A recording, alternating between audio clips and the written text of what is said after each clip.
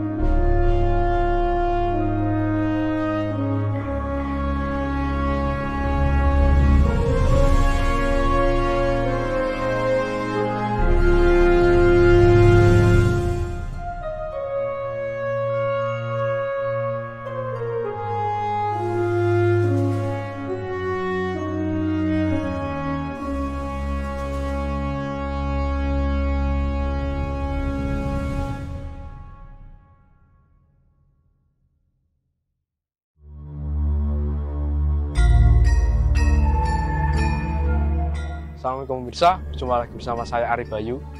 Saya Cak Gendro. Dalam acara Lampa Jagat. Perjalanan kita kali ini kita sudah berada di depan petirtaan Dewi Sri ya Cak ya?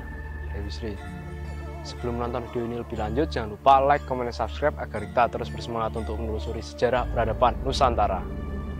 Buat pemirsa Lampa Jagat, tradisikan nonton video sampai selesai. Ikuti terus perjalanan kami di Patilasan Candi Dewi Sri. Ya.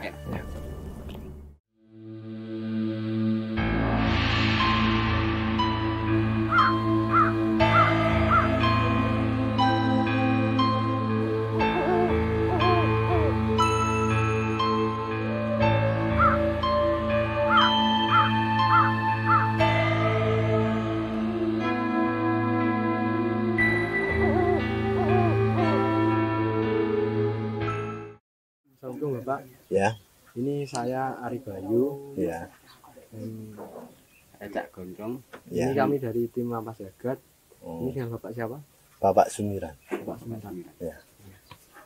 Ini petitaan Dewi Sri ya Pak? Iya. Nah, petitaan Dewi Sri itu kalau saya dapat informasi itu Dewi Sri itu merupakan Dewi Kesuburan. Ya, Dewi Sri itu dewanya padi. Mungkin adanya Dewi Sri di sini mungkin membawa kesuburan atau tanah pada sekitar. Mungkin kalau adanya Dewi Sri di sini cocoknya mungkin untuk bertanam padi sekitar. Pertanian. Ya, pertanian ya. Sesuai dengan perlambangannya. Ya, kan di sini daerah sini kan daerah subur makmur yang. Kalau ini bangunannya era berapa?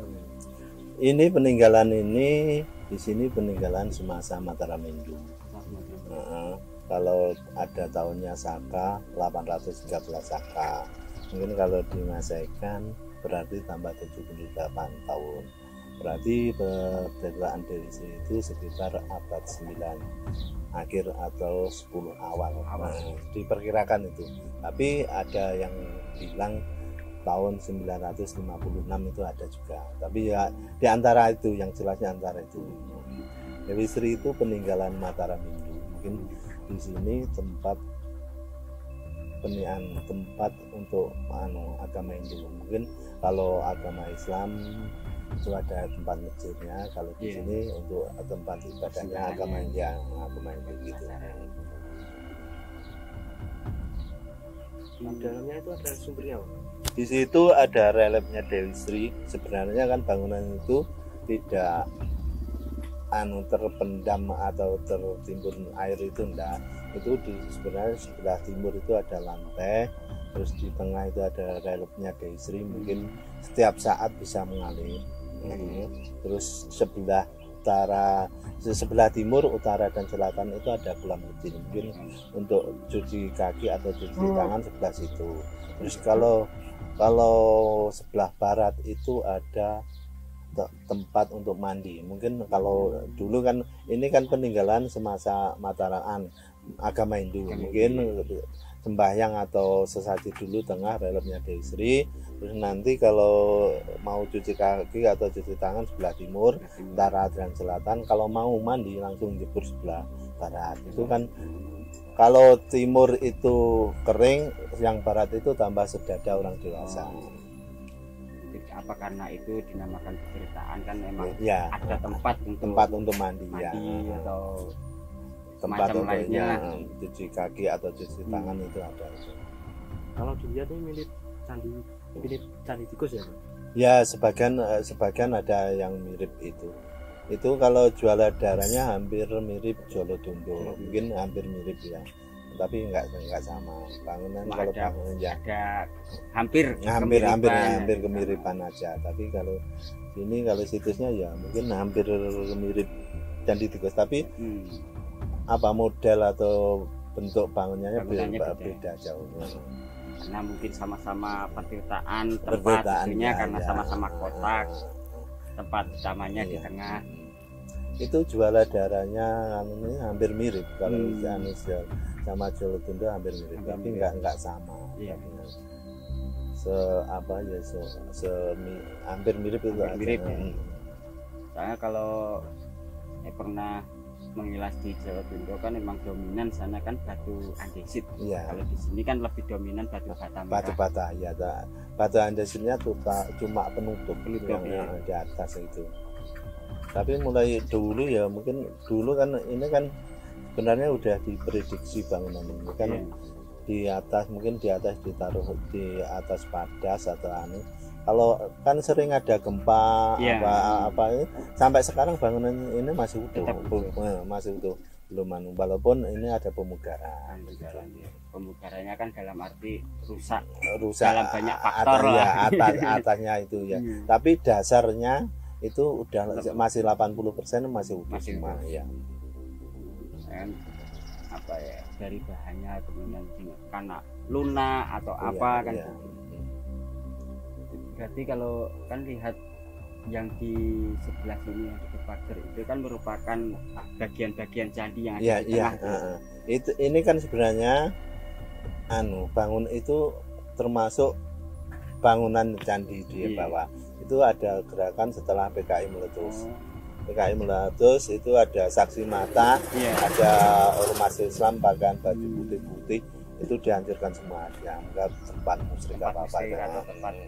Inilah itu ada saksi mata anak kecil gitu, mungkin itu pernah lihat di situ. Tapi kalau membawa samurai panjang itu mau ditakut-takuti sama samurai tadi, lari anaknya kecil.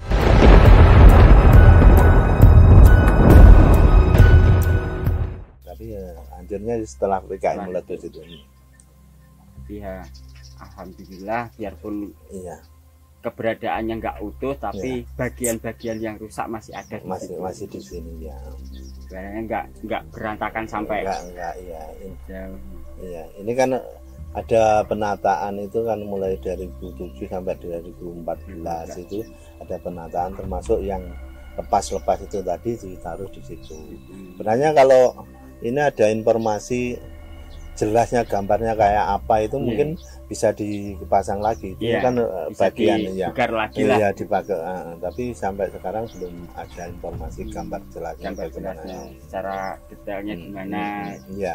Posisi ini di mana itu belum. Takutnya kalau ditaruh kan nggak sesuai sama aslinya kan malah repot. Tapi kan saya tadi lihat yang di sebelah kanannya itu kayak ada batu besar yang kayak lumpang itu, terus ada kayak gentong itu tahun 2016 itu di sini digunakan untuk agama Hindu, yaitu ritual ya, termasuk sembahyang, pengambilan air suci dan sebagainya, itu agama Hindu. Tapi setelah ada kegiatan itu ada pro dan kontra dari masyarakat. Mungkin ya masyarakat kan banyak yang beda lagi, masuk kan begitu, akhirnya sampai 2017 2018 tidak ada. Tapi kalau akhir-akhir ini 2019 kosong, nggak ada kegiatan, jarang kegiatan lagi.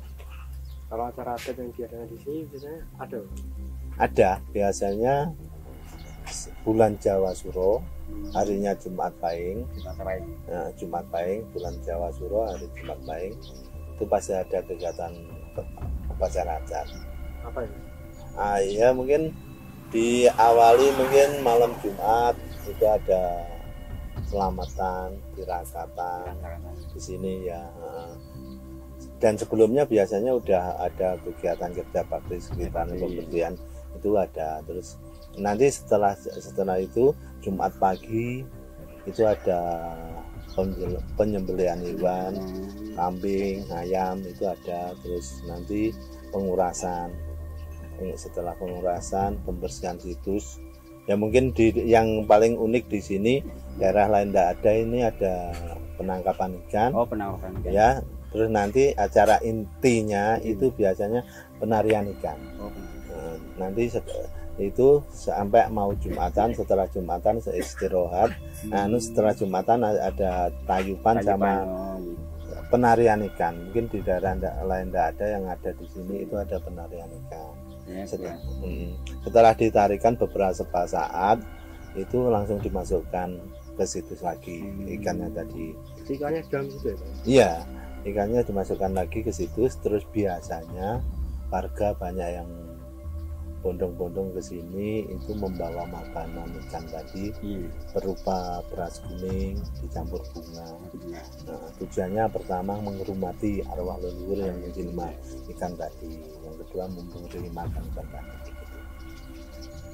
Berarti sejak adanya pro kontra itu kayak orang-orang dari Bali datang ke sini udah mulai jarang ya, Pak? Iya, jarang.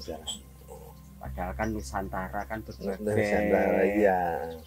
Apa ya, agama semua kan menyatu jadi satu. Iya.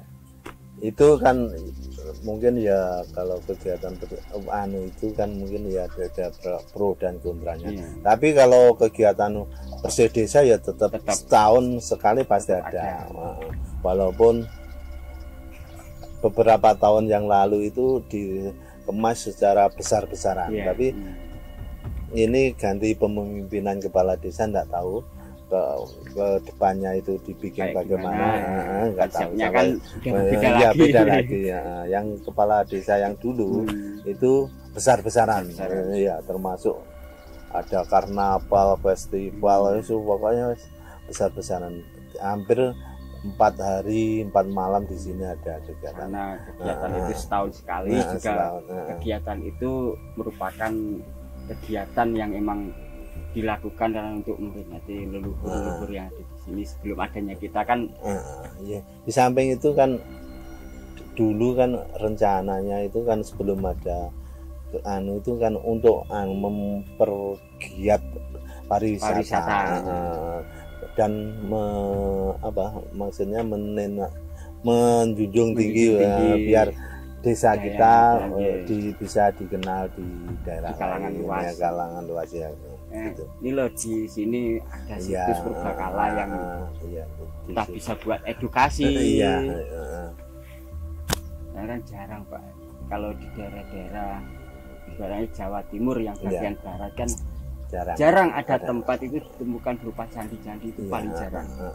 Kalau berupa situs arca kan banyak di Magetan sendiri mungkin terlalu banyak yang berpencar-pencar, peninggalan itu banyak sekali. Kalau candinya sendiri kan cuma ada di sini ya. Mungkin ada yang agak kecil lagi itu di Candi Sadon ada. Candi Sadon. Iya, ada. Tapi yang kalau yang komplek di candi ya cuma sini. Kayaknya ke barat sampai ke atas Jawa Timur kan nggak ada. Ya. Kebanyakan yang bagian timur yang paling banyak bagian situs-situs timur ya, candi. termasuk ya Mojokerto ke timur kan banyak sekali ya. Kalau ini airnya nggak pernah kering. Kalau musim kemarau kering, itu tahun yang lalu itu mungkin sebelum tahun baru Natalan itu bisa masuk, bisa lihat areanya Dewi Sri ya. Langsung masuk ke bawah gitu. Iya, tapi sekarang udah penuh lagi. Karena musimnya masih musim hujan. Kalau musim hujan penuh, deras sekali, beberapa hari hujan terus, itu tinggal 6 lapis atau 6 batu bata dari atas. Itu pernah itu. Kalau ya susut lagi. Kalau hujannya jarang ya udah berkurang gitu. Kan biasanya kalau berupa pancuran air yang seperti apa ya, orang muda sekarang menyebutkan kan petirtaan pancuran air tetek kan gitu kan. Itu kan biasanya nggak satu kan. Kalau ditemukan berupa arca atau patungnya kan biasanya nggak satu, pasti ada 2 atau pendampingnya pasti ada. Kalau di sini pernah ditemukan? Enggak, ini masih utuh. Itu ada 12 pancuran. 12 pancuran. Itu kalau normal itu bisa keluar semua. Mungkin di sebelah barat itu ada bak kontrol atau jedingan, istilahnya kata-kata tempat air itu kalau penuh, di situ penuh itu bisa keluar lewat tetek, lewat patung, lewat jewala darah itu 12 pancuran tadi gitu. Mungkin karena apa ya, kondisi alamnya ya mungkin banyak perubahan lah. Kalau dulu kan emang, sekarang kenapa nggak ngalir, dulu ngalir mungkin dari tekanan tanahnya mulai kurang ini. Mungkin kan ini sebenarnya dulu kemungkinan ya bisa di atas, di atas padas, mungkin di bawahnya ada tanah yang lebih rendah, itu kan bisa diprediksi kan setiap saat bisa keluar airnya. Tapi sekarang kan udah tertimbun kanan kiri, udah kalau saluran air itu pernah sekitar 3 meter itu sekarang 3 meter. Tapi prediksi dari penelitian itu kayak berupa saluran air niku batu bata merah napa batu andes ini? Batu bata merah. Tapi udah masih tertata seperti semula ditanam. Sebagian tapi ada yang rusak atau kan itu kan tertutup toh. Mungkin saluran itu bukan terbuka, enggak, itu ada seperti gini, itu terus di atasnya tertutup. Ibarat kayak sekarang ya gorong-gorong lah. Gorong-gorong gitu. Ya. Zaman dulu aja apa ya, ibaratnya udah secanggih pengaliran gitu. Udah secanggih itu, cara pembuatannya aja sampai sekarang penelitian yang hebat aja masih banyak PR. Jadi termasuk aksesoris atau lukisan di situ itu mungkin lebih baik daripada dulu daripada sekarang. Daripada sekarang gitu. Itu kalau dilihat dari sekarang itu kan perlu waktu yang terlalu banyak, banyak, bukan 1 hari atau 1 bulan selesai, enggak. Itu mungkin kan puluhan tahun. Kan itu harus telaten, sabar. Itu kalau mau pasang satu batu itu permukaan itu harus sama dulu, rata dulu, terus nanti siram air, atasnya siram air, digosok-gosokkan sampai keluar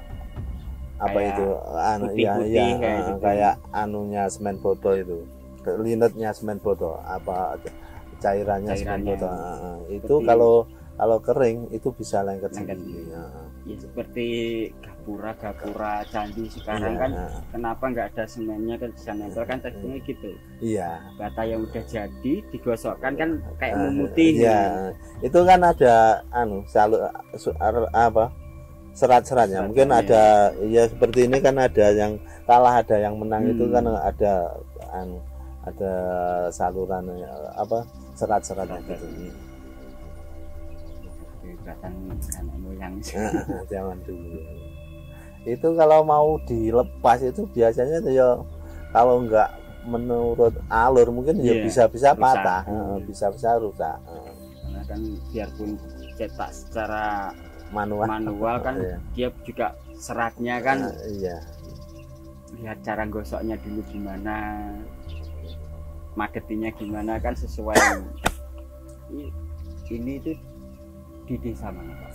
Desa Simbatan, Simbatan. Kecamatan Untoronadi, Kabupaten Magetan. Dulu tuh ikut Takran. Sekarang udah pisah. Untoronadi.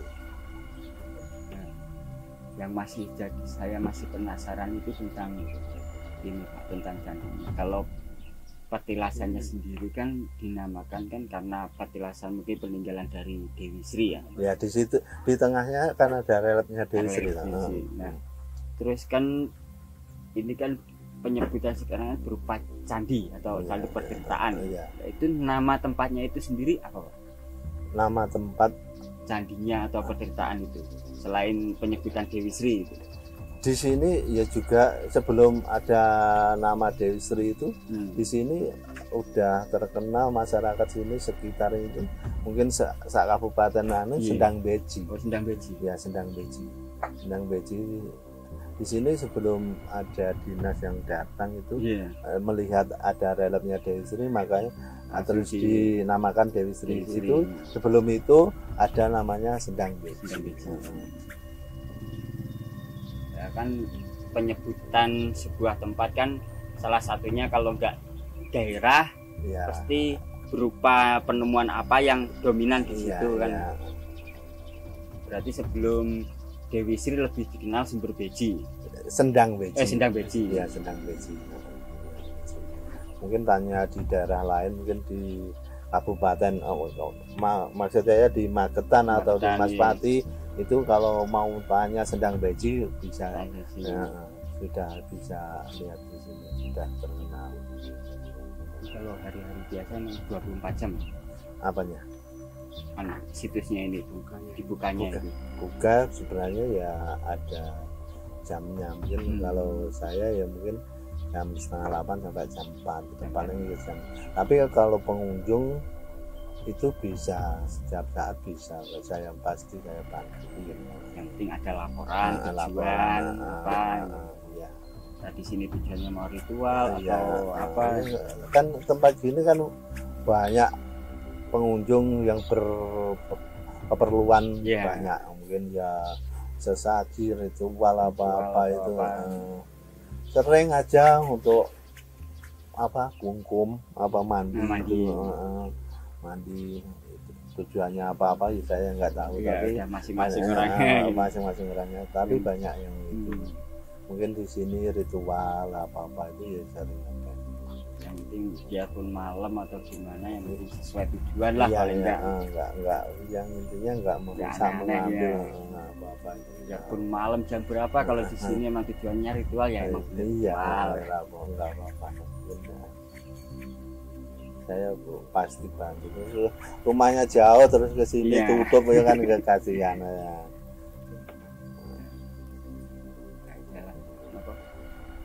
Buat kedepannya nanti entah buat donasi wisata, buat lingkungan atau mungkin gitu. Apa edukasi pembelajaran buat pelajar bisa tambah berkembang.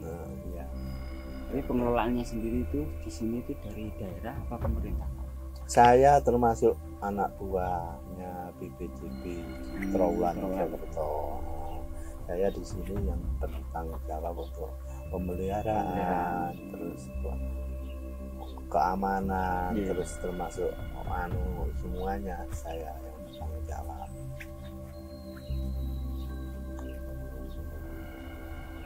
Tambah buat kedepannya tambah. Iya. Tapi tambah bagus. Pengunjung datang itu bisa mengetahui sejarah-sejarah peradaban masa lalu yang sampai sekarang masih ada buktinya yang nyata. Biarpun nggak utuh tapi kan adalah bukti untuk menunjukkan ini loh kehebatan nenek moyang kita. Sini nih Belanda tahun 1913 itu udah sampai sini, udah masuk foto-fotonya itu pas waktu ritual itu kan dulu kan di dominan kan agak penganut agama Hindu. Iya. Pakai banyak warga yang pakaian putih-putih terus pakai itu serban apa yang itu berupa kayak orang-orang itu. Bali. Itu udah ada itu tahun 13 itu udah Belanda udah punya fotonya di sini. Jadi mulainya masuk. Soalnya kan kebanyakan situs penemuan kan kebanyakan orang-orang dari Belanda kan memang mencari keberadaan situs-situs atau peninggalan purbakala. Nanti kita mau minta izin buat apa? Lihat-lihat dalamnya sekitar ada apa aja. Masih penasaran yang ada gentongnya tadi. Itu sebenarnya katanya ya ada penelitian itu pama gelas sama cawan. Itu ibaratnya cawannya di situ, maksudnya cawan untuk patung. Di situ mungkin itu tempat patung dulu. Tapi sampai sekarang patungnya belum ditemukan. Tapi itu lalu lihat tempat batiknya kan memang besar. Ya. Tapi kalau kerdinya gentongnya sendiri itu merupakan baru ya? Baru tahun berapa itu 2016. Soalnya jarang penemuan situs tanah liat ya, emang masih utuh. Itu kemarin kan ada kegiatan untuk pengambilan air suci agama Hindu sekaresidenan Madiun. Termasuk di sini kan yang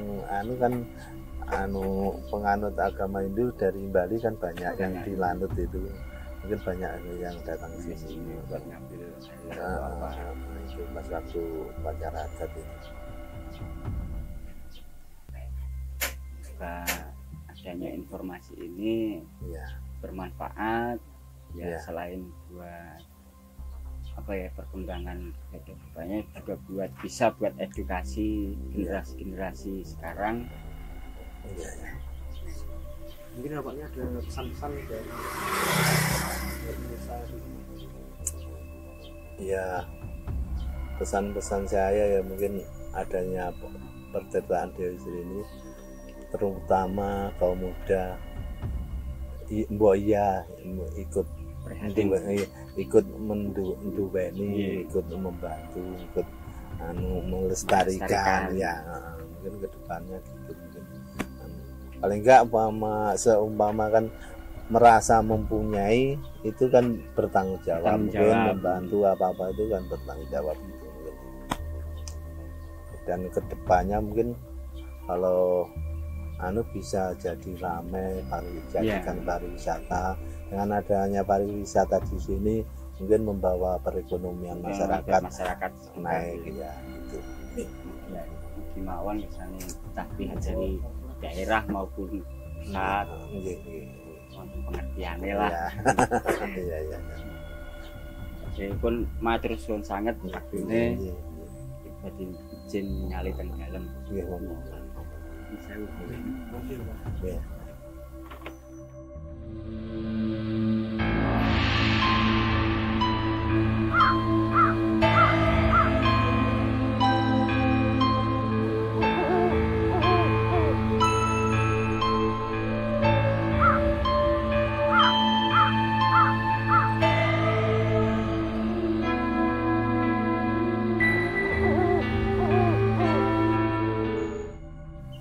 Ini Mas Bayu, ini merupakan bagian candi yang ada di tengah-tengah situs pertirtaan itu.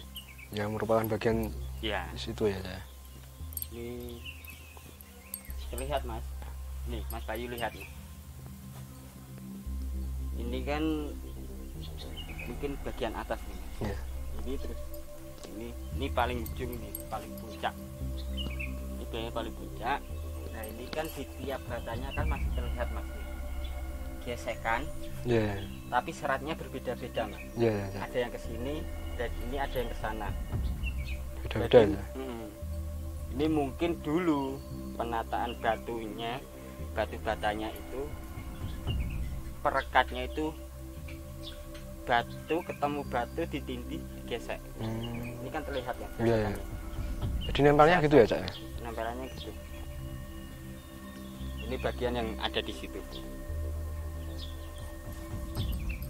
Itu ada patung yang merupakan perlambangan dari Dewi Sri. Tapi kecil, Mas. Di sana juga ada.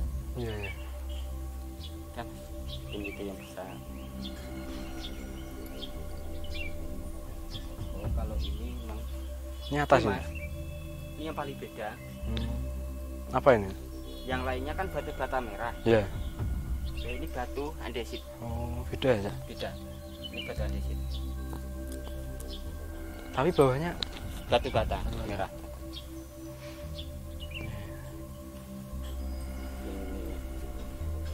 udah, Cak? Udah. Udah yang tambang lagi mungkin? Udah. Udah, Cak. Ya, Ya. ya. Kita tutup aja sampai di sini ya, Cak. Iya.